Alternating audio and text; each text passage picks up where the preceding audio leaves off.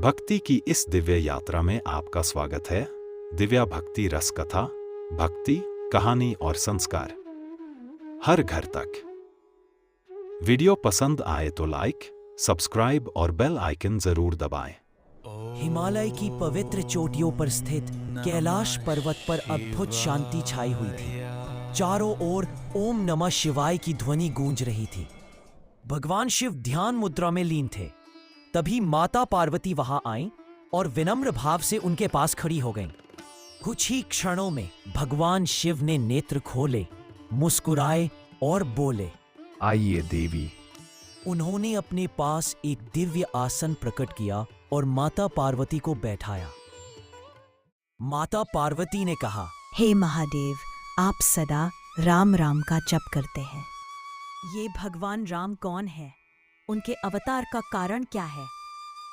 भगवान शिव मुस्कुराए और बोले, देवी, यह कथा अत्यंत अद्भुत है।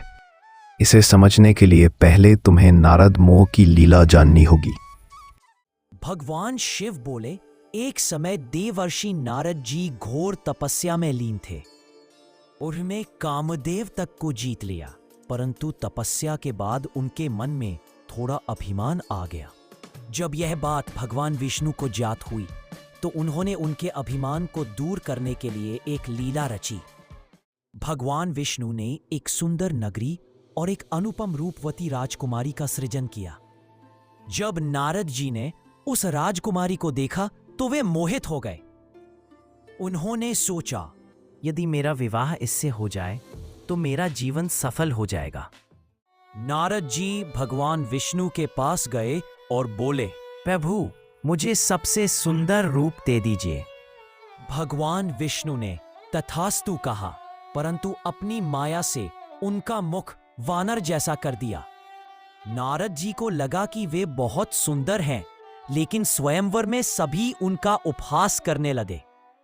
जब उन्होंने दर्पण में अपना रूप देखा तो पहले वे चौंक गए और फिर इनका अभिमान क्रोध में बदल गया। क्रोधित होकर उन्होंने भगवान विष्णु को श्राप दिया, आप भी मनुष्य रूप में जन्म लेंगे और अपनी पत्नी के वियोग का दुख सहेंगे। भगवान शिव बोले, देवी, यही श्राप आगे चलकर भगवान के अवतार का एक कारण बना। उसी समय पृथ्वी पर रावण का अत्याचार बढ़ गया था। देवता, ऋषि और पृथ्वी सभी दुखी होकर भगवान विष्णु के पास गए। तब भगवान विष्णु ने कहा, मैं मनुष्य रूप में अवतार लेकर रावण का वध करूंगा। और उसी वचन को निभाने के लिए वे अयोध्या में भगवान राम के रूप में प्रकट हुए। भगवान शिव बोले, देवी, श्री राम केवल एक राजा नहीं, वे स्वयं परम ब्रह्म है जो भक्तों के कल्याण के लिए लीला करते हैं। माता पार्वती यह कथा सुनकर भाव विभोर हो गई और उनके हृदय में श्री राम के प्रति गहरी भक्ति जाग उठी।